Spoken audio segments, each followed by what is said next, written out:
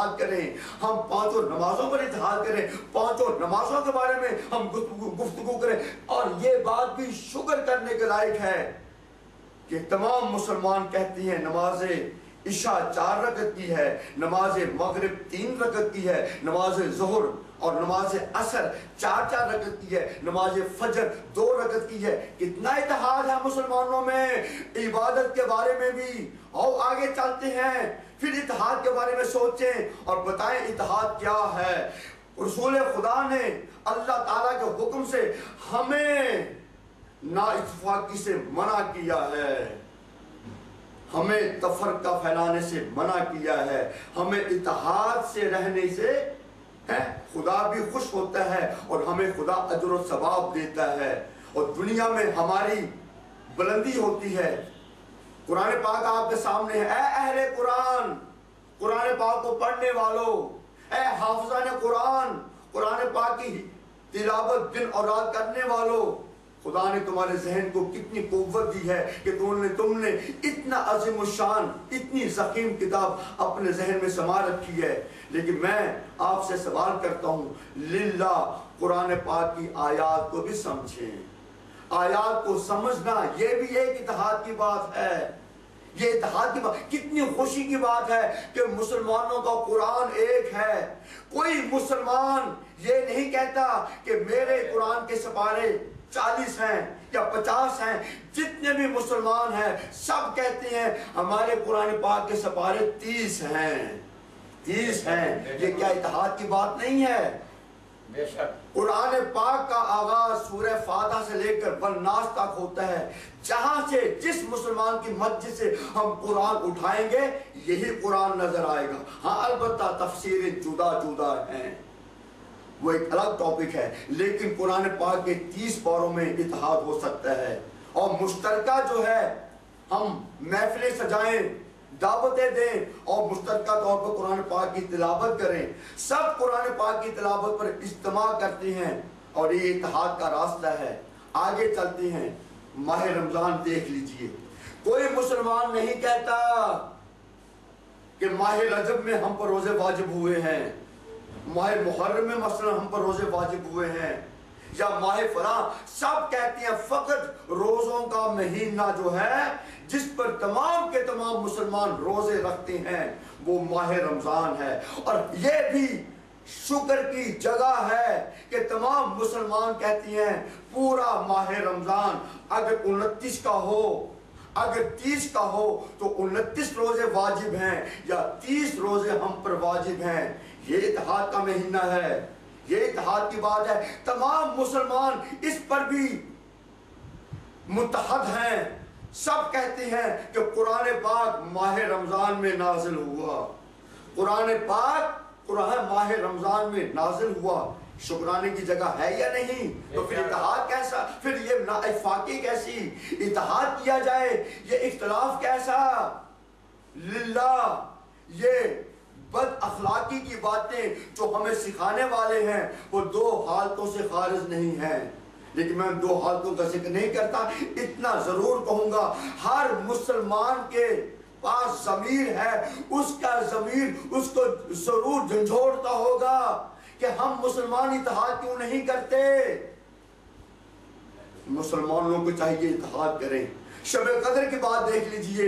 تمام مسلمان جو ہیں شب قدر کے بارے میں کہتی ہیں یا 19ویں شب ہے ماہ رمضان کی، یا 21ویں شب ہے ماہ رمضان کی، یا 23ویں شب ہے ماہ رمضان کی، یا 25ویں شب ہے ماہ رمضان کی، یا 27ویں شب ہے ماہ رمضان کی. درست ہے. اگر ایک گروہ کہتا ہے 3 راتیں ہیں تو 3 راتوں میں تو آپ کے ساتھ اتحاد کر رہے ہیں، اتحاد کر رہے ہیں اور اسی پر شب قدر کے بارے میں اتحاد کریں. اور پھر آپ آگے چلیں. کتنے ہمارے گفتگو بہت ہو سکتی ہے اس سلسلے میں. اشارے کرنے سے میں نے اشارے کر دیے. قرآن پاک کی آیت کے بارے میں جو میں نے کہنا تھا وہ کہہ دیا، اور جو میں نے اتحاد عالم کی بات کرنی تھی وہ بھی کہہ دیا آپ کے سامنے. جو اتحاد اہل کتاب کی بات کرنی تھی وہ بھی کہہ دیا آپ کے سامنے، اور جو اتحاد مسلمین کی بات کرنی تھی وہ بھی آپ کے سامنے کہہ دی، لیکن چاہتا ہوں ایک دو مثالیں آپ کے سامنے اور دوں۔ یہ مثالیں نہیں ہیں، حقیقت ہے۔ یہ مثال بعض مرتبہ غلط بھی ہو سکتی ہے، اس کی کوئی وقت نہیں ہوتی، لیکن یہ اسلامی مثالیں عزت دار مثالیں ہیں، آبرومند مثالیں ہیں، اس کی باتیں سب کے سامنے آیا ہیں۔ کوئی مسلمان کہہ سکتا ہے کہ حج کا مہینہ ہمارے لیے ذی الحج نہیں ہے؟ سب مسلمان کہتے ہیں یہ ہمارے لیے حج کا مہینہ ہے۔ اور پھر عجب یہ بات ہے، شکرانے کی یہ بات ہے، حج کے ایام بھی تمام مسلمانوں میں مشترک ہیں۔ تمام مسلمان ایک ہی وقت میں عرفات میں رہتے ہیں، تمام مسلمان ایک ہی وقت میں مزدلفہ میں یا مشعر الحرام ایک ہی نام ہے وہاں پر رہتے ہیں، اور تمام مسلمان مینا میں رہتے ہیں۔ اور حیرت کی بات ہے وہ جو کنکر مارے جاتے ہیں شیطان کے ان ستونوں پر تمام مسلمانوں میں مشترکہ ہیں، اور جو قربانی کی جاتی ہے وہ دن مسلمانوں کے لیے مشترکہ ہے۔ للہ، خدا را اتحاد کے راستے پہچانے۔ مسلمانوں کے اتحاد کی ضرورت پہلے بھی تھی، اب بھی ہے، بعد میں بھی ہے۔ مسلمان اگر اتحاد کر لیں تو مسلمانوں پر جو غیر حکمرانی کر رہے ہیں وہ حکمرانی کا کلابہ خود بخود ٹوٹ جائے گا، گردنیں ہماری آزاد ہو جائیں گی، مسلمانوں کے ساتھ فخر سے بلند ہو جائیں گے۔ فقط اتحاد کی بات ہے، اتحاد کی بات ہے، اتحاد کی بات ہے۔ للہ، آپ تمام باتوں کو چھوڑیں، فقط رسول خدا کی ذات مقدس پہ اتحاد کر لیں، یہ سب کے لیے فائدہ مند ہے۔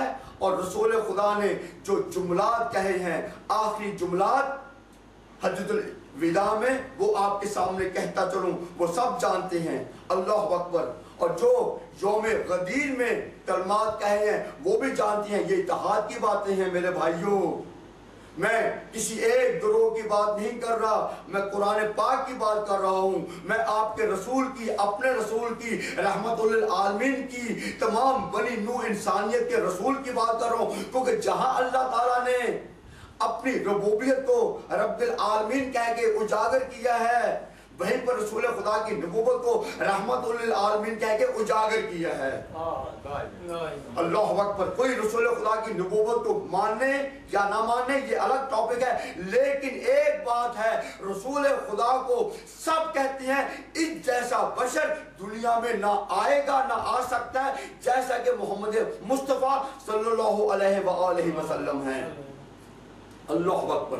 اور وہ جو گفتگو میری یہاں پر اختتام ہوتی ہے، رسول خدا فرماتے ہیں حجۃ الوداع میں، بخاری شریف میں لکھا ہوا ہے، بخاری شریف میں غیر مسلم آتے ہیں اور کہتے ہیں، توجہ توجہ، میں واللہ پھر کہہ رہا ہوں، میں کسی پر کوئی اعتراض نہیں کر رہا، فقط اتحاد کی بات، اتحاد کی بات، اس کو اسلامی جذبے کے ساتھ، اس کو اسلامی جذبے کے ساتھ کانوں کو کھول کر آپ سنیں اور اس کے بعد آپ مطالعہ کریں، آپ کو حق کے علاوہ کچھ نظر نہیں آئے گا۔